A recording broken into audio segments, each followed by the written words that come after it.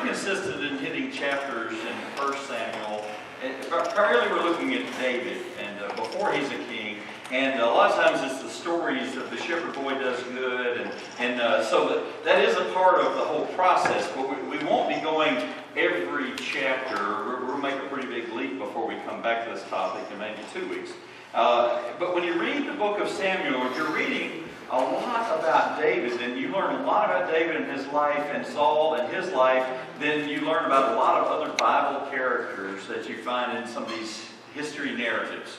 And we have this, we learn something about the early kingship. It doesn't always go well. Saul has been rejected by God, and that was the first week, and David was selected by God to be the next king. But it wasn't an instant change, because probably David was too young, being a young shepherd boy is the description. So later on, maybe another 10 years after our part of today's chapter, is before David becomes the actual king of Israel. So it takes a while, and the story reminds me a little bit of an adventure story. Underdog turns into hero, and then at the same time, it's like a big soap opera. I'm old. Years ago, and my mom would watch, and Renee sometime has watched, but I remember seeing sections of Luke and Laura, and some of you may, that wasn't the name of the show, I just remember, but every time I ever saw an episode, it was something related to every time I'd ever seen the episode before. And I don't know how they do that, but when you read through Samuel, it's sort of like that. You're reminded of certain themes all the way through. So you have, these same themes of the hero does good. In this chapter, there's love. There's Saul's prominence is decreasing while David's is increasing. So you have a lot of things happening. And this is a sort of a real turning point in Saul. So we'll get to that part as we go a little further in. So this chapter starts very soon, and maybe even just days after the David and Goliath incident, and the people have come back into the city. So we're back into the palace area, we're back into Jerusalem, and all these heroes, as they're coming into the city, they're coming back from a successful campaign. Now we don't know if this is the David and Goliath campaign, we just know it's after that incident, and we know that in the discussion in the previous chapter at the very end, which we didn't even talk about last week, is that Saul was sort of still wondering who this young man was, and they find out, and so it sort of moves on that suddenly he seems to have gone from a part-time staff in the music therapy department to being full-time staff, but his job in music therapy is still part-time. Because now he's made an active participant in the National Guard, the Israelite army, and so he's now has another role, but he still doesn't give up that connection to his musical abilities, his talents. And it starts out with sort of a weird thing, because you don't hear much about Jonathan before this chapter, but Jonathan is Saul's son, and he makes some kind of a covenant with David, and we don't know the terms of the covenant, but by the time you finish reading about Jonathan, he's given him his robe and his sword, his bow. All this stuff is top quality, royal grade, engraved, monogrammed stuff that says Jonathan on it, and he gives it all to David, and we don't know if it's a part of the covenant or if it's just a way of honoring David. It says that once they met up live and in person, it was like they were blood brothers right away. They did the whole pin thing, and they twisted their thumbs together, and they've committed something to one another. And so maybe it's that David is recognized by Jonathan as the next king because Jonathan could solve some things in David right off. So that could be it. But we don't hear much about Jonathan through the rest of this chapter if you take the time to read it. We're not going to read the scripture today. Well, I hope you know, or you can find it. And it's because we usually just read the parts we like a lot and sort of skim over the others. So I hope you will take the time. But Saul welcomes David into his household. Now, if you think about the story with David and Goliath, and not the children's version, but one was David had asked, well, what does somebody get if they beat this Philistine dude that's out there insulting God through his army? And they give him, well, he's going to be very wealthy. He's going to be made a part of the kingdom, of the household of Saul. He's going to be offered to marry to the daughter of Saul, which will put him to be the son-in-law of the king, a very great and grand position.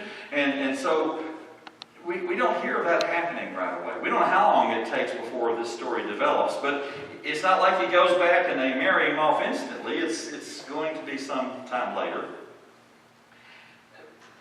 Evidently, though, on one of these entries back in the Philistine War, they're going out and they're coming back. The important part for most people when you go out to war is that you do come back. And David seems to have when he's with them, that happens for a lot more people than when he's not with them. And so he's pretty much, that's why he's successful with the military, is because God's with him and they seem to have better odds and maybe even perfect odds. We don't know. The story doesn't tell us. But he goes out and comes back, and then on this particular return that we read about, Saul has been to war. He's not like he's staying in the castle, so he goes out as the leader. In that day, that was pretty brutal. And the leader of the army, or the king especially, was supposed to go out and fight with everybody else. They were supposed to be out there on the front lines and directing things and not really just on the tent way back in the back. They were expected to be out there. That's why Saul has armor.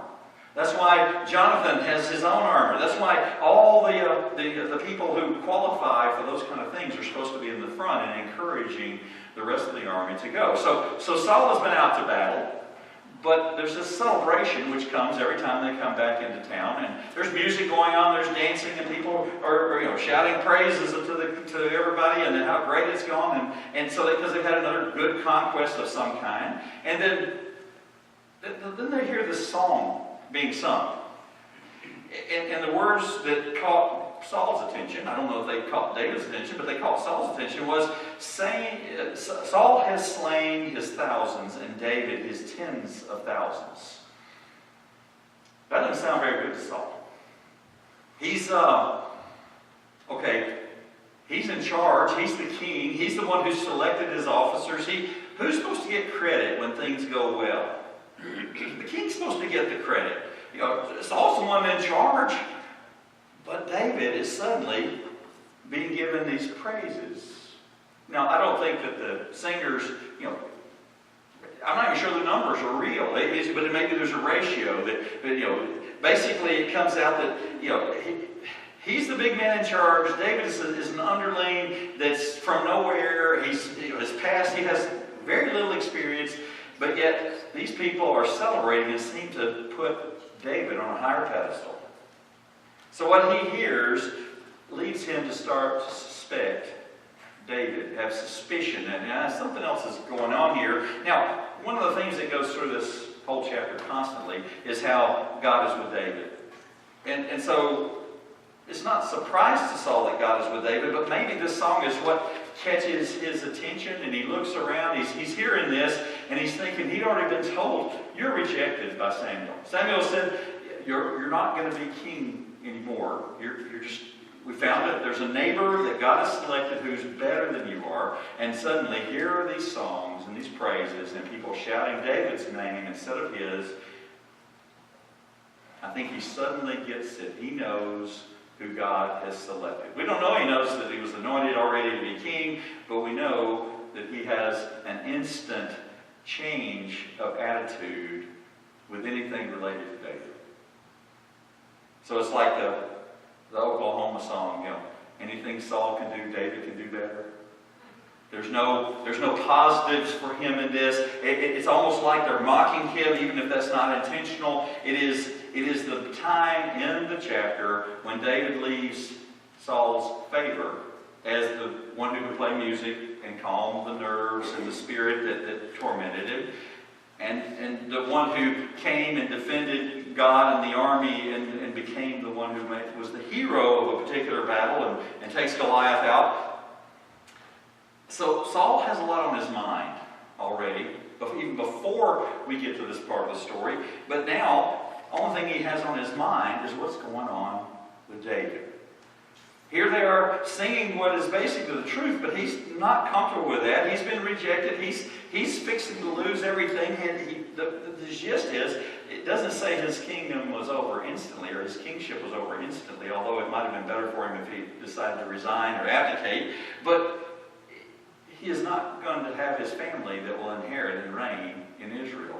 And life in those times is your children is how you live on. The things they do, and being in the line of Saul was about to end. Not that his family would all be gone, but they would not be in the role of the royal family. So he's also sort of figured out the reason for his affliction that we talked about a week ago was this, where he's tormented. He knows the cause of it now. David is the cause of his affliction. He knows what depended on. And that means probably David's music doesn't do the same thing for him that it did, which was to give him a little peace. So Saul is jealous. He doesn't like the public opinion rising and David having his name being known and honored. He's jealous, and he's so jealous, and he gets angry, and he starts turning to murderous thoughts. That doesn't happen to people today, does it? People get jealous. Years ago, and I was a little bit reminded of it yesterday, Renee and I went over to former church, and I made balloons, okay? Everybody knows I have plenty of hot air, and so I'm sort of a qualifying judgment to make balloons. But so we were there, and all the now adults, young adults, were around that when we were there. Most of them don't go to church there anymore. They do other things, but they were people that we watched, and we watched them have relationships, sometimes with each other or somebody else, and then they get jealous and they fight, and so they talk, mostly Renee. Renee was their main counselor, and so y'all may know this, but sometimes kids do stupid things when they're jealous. Adults sometimes do stupid things when they're jealous. There can be damage between people. There can be property damage. There are all kinds of things that happen when jealousy comes into you. And we might even say it's a sort of a demonic thing, because the person can be the sweetest person you ever knew, and next thing you know, they are not at all what they used to be. We witnessed that in young people before. I witnessed it in a few people's relationships. And other demons come into our lives sometimes. Some people, alcohol changes them, and sometimes they can get addicted to that, or drugs or other things. There are all kinds of things that can change us. When our life changes because we make certain choices, it changes how we think. So when he hears the song, he looks back at David, and everything about his opinion of David was now focused, that he was a threat. Now David, he's still called to render music. And it says in the story there that he's made a pretty high officer in the Israeli National Guard at the time, and because mostly these people come from the farms to work, and then they're growing a larger army because they're under attack. So at this point they have a standing army of more than normal because, well, they're dividing up and they're defending different regions of Israel, and David is made a high-ranking officer in one of those groups. But he is the source of Saul's problem, at least in his mind.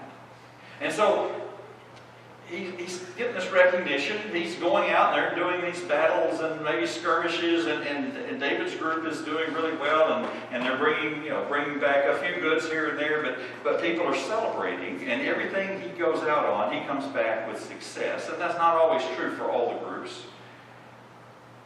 At some point, Saul has the intention to deal with this problem by killing David.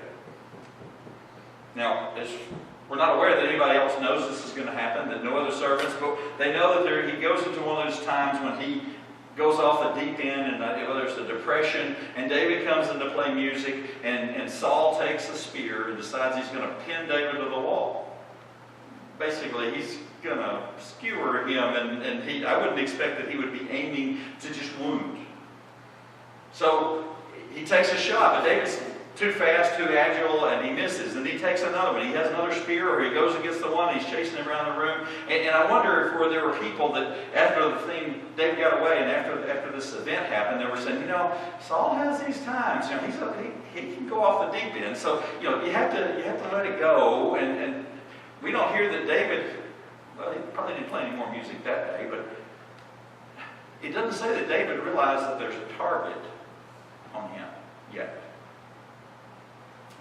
He probably cuts Saul a little slack here. Yeah, he's having trouble. He doesn't understand that his music is not going to be as effective, because now the person playing the music is the one causing the anger. Our storyteller gives us insight into Saul's thoughts. He didn't just act out and throw the spear at anybody. He aimed for one person because we know he did it twice, tried to hit it twice. He was intentional. It's hard to believe that he was truly out of control. It was his anger, his jealousy, something that made it so that he made an intentional decision to throw the spear at the one he had figured out was to be the next king of Israel. He's going to take him out, and then at the same time he figured out that even without warning, there didn't seem to be any way that he would be able to kill the one who was protected by God. So we don't know if God helped him move faster or something else special, or we don't think Saul's aim was bad. He was a soldier. So the scripture tells us about this spirit. Even before this event happened, he says that it depends on which scripture translation you read. Some say prophesying, a few of them say ranted.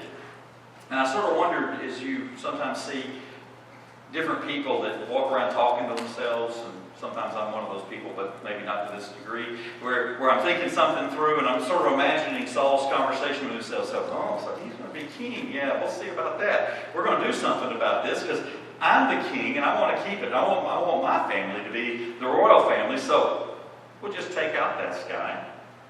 So he's ranting.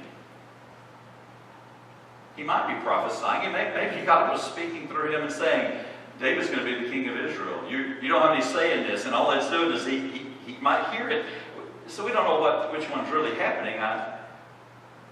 But he is not calmed by the fact that he knows the facts now.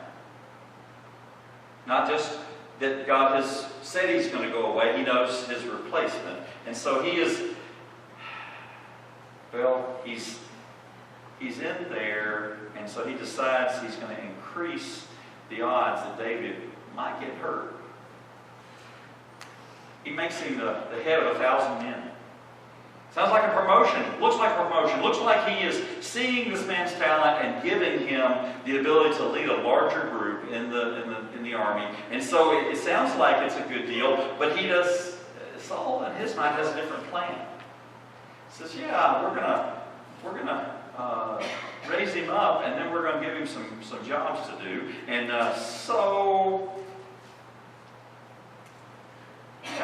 let's send him out more often against our enemies, more often against the Philistines. Just sends him to the right places to be in the right battle lines. Saul may not be insane, at least I do believe he's an emotional wreck. He can't stand to look at David, and if sending him out on these missions, for military missions, gets him out of his sight, that might help him. If he can't see, maybe he can calm down. We don't know if it works or not, but that's one thing. But if David if he accidentally gets hurt or killed, that'd just be too bad, wouldn't it? It'd be horrible, horrible situation. So we know what the narrator says Saul is thinking, but we really don't know much about what David is thinking. David doesn't seem to recognize there's a target on his back. He doesn't necessarily think that this is a bad thing to be promoted into a more responsible position within the army. And then the things started to happen that probably upset Paul more, is that this appointment, heck, the army loved him. He's the best yet. So they celebrate. They're saying good things. So the sergeants and the troops and the officers are saying, that was a good thing for Saul. Now Saul doesn't want to hear that something good that's related to David comes back to him. Now David himself, in that promotion, he was told, we're going to give you one of my daughters in marriage. And that's what was expected, right? Now, we don't know how long it's been, but it's expected that he was going to marry into the royal family. And then David says, well, who am I to be your son-in-law? What can I do? He said, well, no, that's what I want. And it says in the scripture, time went by, and it came time for that wedding day, and then suddenly David wasn't the groom. He had accepted a dowry from somebody else in there, and that suddenly this other man is given the daughter that was supposed to be his wife and allow him to be married into the family. And so, is he looking for a reaction from David? There's a chance he is. It doesn't say exactly what he was thinking. But so maybe he's looking for him to lash out or come back with a reaction. Bring a sword into the throne room and try to threaten him, and that way he can get him on treason. Those are just thoughts, but it doesn't say. David doesn't react. He's peaceful about all of this. He's peaceful about going into war. He's peaceful about this change. It doesn't say that he was upset. I mean, okay, well, they're marrying for connections at the time, not necessarily love. Maybe God had already told them, well, she's not the right girl for you. We don't know that from Scripture. So a little more time passes, more battles happen, more wonder, more body count, I guess, goes up, and David is always successful. His crew's always successful. And then Saul hears, he says, his daughter, younger daughter, says, I really love David. Man, he's good looking. He's so successful. He'd be a great husband. And Saul thinks, oh, yeah, I didn't think of her. Yeah, I can use her to trap him. And so he comes up with another plan. Okay, we're going to encourage David. I don't need a dowry. See, David's poor. He's got a job. He's doing this stuff in the palace, but his family doesn't have money. They can't come up with the purchase price for a princess, the value of a princess. So he's like, I don't think I can do this. And so Saul sends some people to talk it over. And says, don't worry about the dowry. He's not going to ask you for any money. He loves you so much that he's willing to give you to her, and all he asks you in return is to go and kill 100 Philistines and bring back proof of their death. Okay, they've been called uncircumcised. So basically circumcise the people you kill and bring proof back to him. David accepts. All right, I'm going to get hitched. He and his men go out, and then they bring back double proof. 200 enemy were killed. Now, what's the problem with circumcising or mutilating the bodies of your enemy? Does it make you popular with the enemy? Okay, you're already not popular with the enemy, but does it make them want to get you more? The enemy is not going to be pleased when they recover their dead, because David is responsible for something that was almost a war crime. Messing with the bodies. They're dead or dead. They're going to be, eventually taken away if that's at all possible. Do you think Saul's intention is that he needs 100 enemies killed as proof of David's love for him? Proves 200. Or do you think it's that he puts his new target on his back that he doesn't have to throw a spear at, but that the Philistines will take him on? They're going to make it their job to take David out at any cost. They're going to go after him. When they see him in the line fighting, they're all going to be going after David from this point forward. In fact, the scripture goes on to say the princes of the Philistines came out. The children of their king were coming out to lead the battles to try to take David out. They're going to try to retaliate, but David continues, with God's help, to be successful. They still win the battles. This handshake agreement with Saul and the first daughter, he is going to marry her. But the downfall was supposed to be that because he was taking these extra risks, just his unit was taking these extra risks, that maybe he would be killed and never would actually marry Saul's daughter. Have you ever had somebody that just sort of irritated you and messed with you? I've been a little guilty of that once. At one particular time I thought of. When my dad and I have been in businesses together, one sort of led to the next one, which led to the next one. So the names changed, but as a family, we were doing these specific little businesses. Eventually, we became most of the stuff we dealt with, people didn't know what we did, except the people who bought our product. It was very specialized stuff. Well, our business became Romanet in town, which was the first internet provider. And so my dad being a professional salesman, okay, I'm more like my mom, and I can talk to anybody, and I have talents. I'm not really the sales type. But so my dad was working with me in the business, and we would go to every kind of show. We would advertise everywhere, and you try to get people connected to the internet at the time. Everything's 1995, so that was the days that we started that. And so we joined the chamber, which was, we thought, very important to us, and it was a good opportunity. But each year they had the business expo. And I just one particular time, we were at the business expo, and we had a competitor in town. We had the booth, and as you walked in the main door, you could see our booth, and we tried to make it nice. It wasn't super expensive, but we would decorate it, and we usually had several people there to talk to people. And so our competitor was straight ahead of us on the right, about halfway up, and so he was working it by himself. And so I went up and said, "Hey, how you doing?" I'm being genuine. I knew that he wasn't happy because the longer I stood there, the redder his face got, and he wasn't embarrassed, he was angry. I thought that was sort of funny. So I was going out, and I bought some drinks to bring back in and to give to our folks, and I went ahead and bought a Coca-Cola, and I said, "Hey, I got you a drink. I know you can't get out there, you're watching your booth." And so I gave him a Coke, and then when somebody else went out later to get some more drinks or go to the bathroom, they go by the Coke machine at my request and bought another Coke. And then I went up after, when I could tell he was sort of getting uncomfortable after he had a couple of Cokes. Okay, I don't know if that happens to y'all, it happens to me. I could see he was a little uncomfortable, so I said, "Hey, I'll stand here by your booth," because you have your expensive stuff laying out, and you have lots of brochures. And so he really got red-faced. He says, "No, I don't need your help." So I went on my merry way, and then from our booth on the end, we could see he was getting more and more uncomfortable. And eventually he takes off out and comes back as quick as he can. I was pushing the buttons he let me push by being nice. I knew what pushing his buttons would do. That's the reason that wasn't the right thing to do. Because I know it didn't make him like me more. It made him angrier at me. We bought him a Coke. Offered to help him out. But I also understood that I was making him mad. So it's easy to fall into pushing people's buttons, especially sometimes we don't even know their buttons, and then you get a reaction you didn't expect. Saul had pulled a fast one on David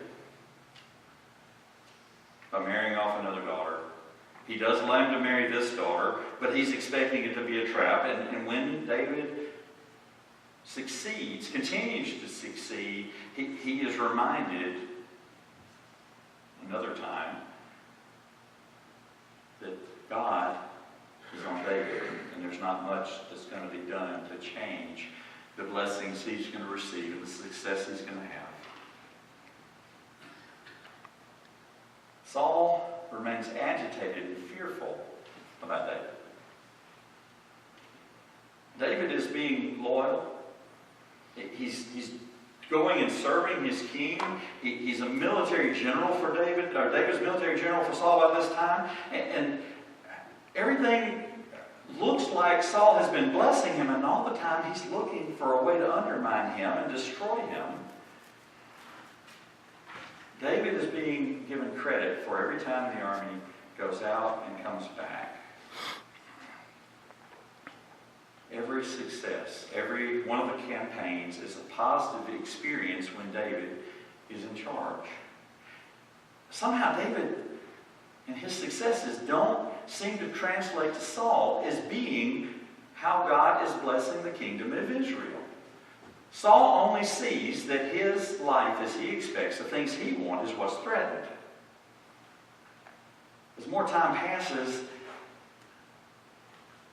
David keeps getting closer and closer to God, while Saul is totally ignoring the will and the clear and presence himself in David's life. David's stuff is blowing up on social media. People are talking about how great he is and how many people are being killed and how these areas are being protected by David and these men. And so Saul is not a stranger. He hears the rumors. He has people that will tell him stuff.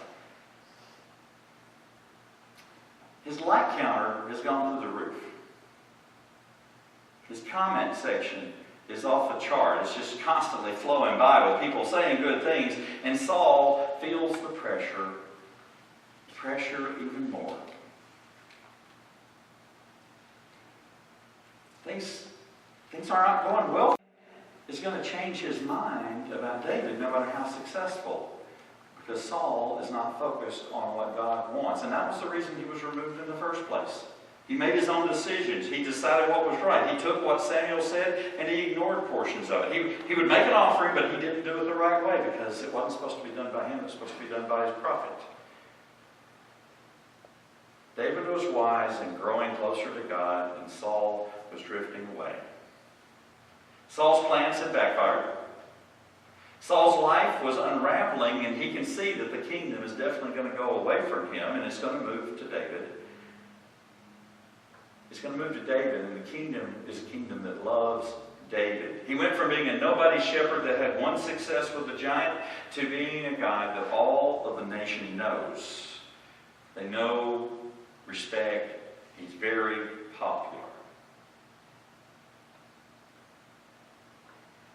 So where does that leave us as children of God?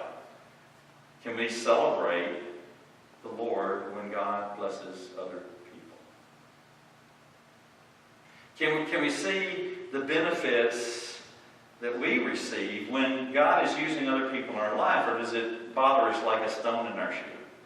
Does it, get in your craw? Does it bother you that it's not directly blessing through you? Sometimes it's having to come from somewhere else.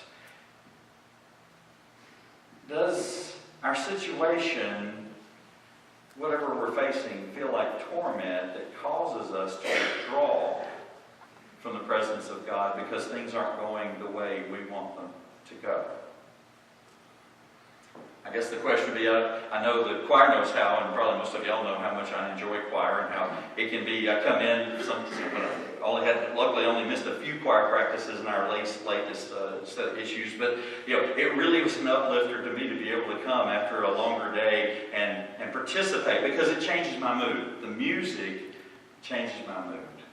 Saul's music, when he heard the songs, changed his mood in one way, but does your life music let you reflect and let it change your mood about where your life is going?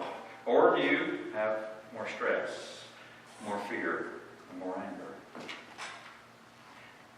Now, I don't want to step on anybody's toes, but especially as those who aren't tapping into music perhaps right now. All too often, any of us is capable of feeling neglected by God. And then we fail to witness and share the way God has blessed us.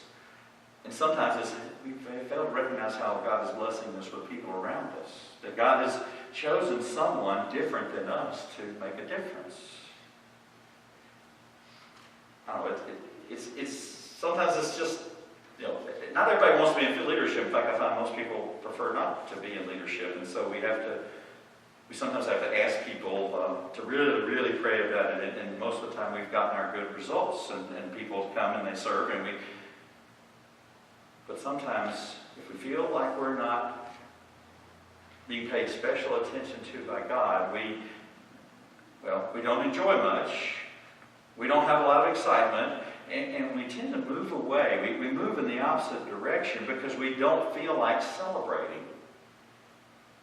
Celebrating someone else's blessing. Maybe we're not feeling the blessing from God at the moment, so we don't feel like celebrating, especially don't like to watch it when people are having these blessings happen in front of us.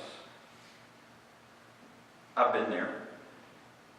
I've shut down and withdrawn my support of even this church. This was a long, long time ago.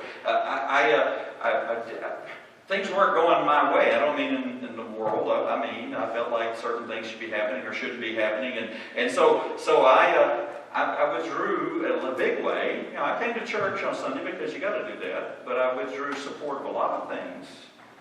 Financially, and I've told people about how God can trick you into giving. But you make a deal with God, He's going to get His share. So that happens. It can happen. You feel like you can withhold things like your time and your talents and your gifts and your service because you feel like you don't get any joy from doing them. And so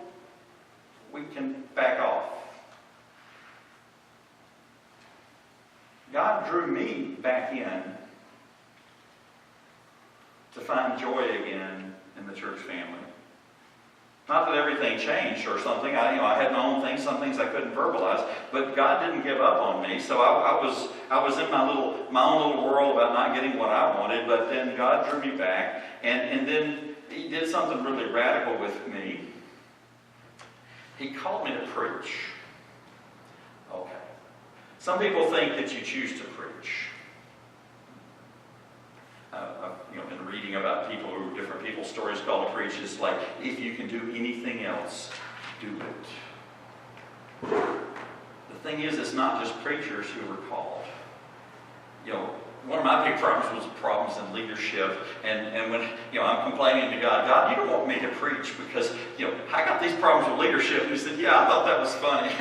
He already knew my plan. It didn't matter what I thought. I've been called to do something specific, and He's gifted me in other ways, and portions of my life, sometimes the worst times of my life and the best times of my life, are part of who I am in the ministry as I am. So God couldn't have protected me from everything that I thought hurt me if I was going to understand the people that sometimes are going through something similar. When God calls us into the family of God, He doesn't call everybody to preach. But there isn't a list of but gods that God will let you get away with. Okay, but God is, but God, I don't like the leadership. But God, I don't have enough money. But God, I don't have any talent in public speaking. See, none of those will matter. When as a child of God, you are called to something, you don't have an excuse. You have a choice. You can say, God, I don't know if I can do this, but I'll try. That's an acceptable answer. You may not be good at all at it, and maybe you misinterpreted the call, or maybe it's right where you need to be, but you also have the other choice. You can say, no, I'm not going to do it. That's when you get into trouble. It's not that you're successful in what you thought God wanted you to do. It's not that you can have any single good reason that tells you, no, I can't do that because it's not going to make a difference in the big picture. There's no valid excuse for a person that loves other people, that loves God, and they're supposed to do that more than they love themselves. That's the first criteria, and that's not an easy thing to do, but that's the first thing God calls you to do, is to not lend to your excuses and your choices, and to start doing things remembering basically what God has already done for you. I don't know. I didn't withdraw everything in my separation time. I still prayed. I'm more selfish than average prayers. I still prayed. I still asked questions. I asked God to do things. But withholding anything that God gives us to give, that's a problem. And most of the time, He just wants you to love people. Most of the time, He just wants you to invite people. Whether it's to this event we're having or just on a typical Sunday, it is just a call to be more loving of the people around you and not worried about the exact place of God's blessing as much as responding to where He is blessing. So Saul wanted to be king under his own terms. He wanted God to bless him the way he wanted to be blessed. And when the music and the celebration came and he heard it, it changed everything. He saw the problem, and he decided he was going to solve it his way because he was pretty sure God wouldn't solve it for him. So my last question for you to consider: how do you react when God's plan moves in a different direction than you want it to move? All glory be to God.